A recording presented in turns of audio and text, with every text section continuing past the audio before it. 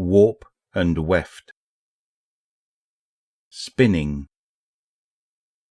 The warlock sits with hands in the water and hums to themselves. Several of the local feral puka come and go as time passes, bumping against fingers or vaulting out of the water to become airborne and curious, spattering drops everywhere. The warlock doesn't mind, really. It's impossible to feel alone when dozens of creatures are hanging on their every move. Perhaps meditation is meant to be solitary, but this is comforting.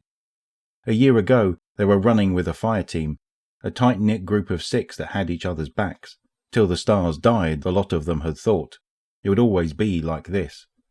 Now there is one warlock sitting in a flock of puka, in an impossible settlement on a miraculous planet, and they miss that sense of companionship desperately. There's something besides water in their hands. Cautiously, wonderingly, they lift their hands out of the pool and find green. The same verdancy as Strand, the same parallel strings and helical shifts. Only this also seems to be something living. It skitters over their hand, up their arm to their shoulder, leaving the sense of warmth in its wake. The warlock stays very still as the little Strand creature brushes against their cheek and then simply vanishes. A lingering hint of green and a sense of company, the only concept that it was there in the first place.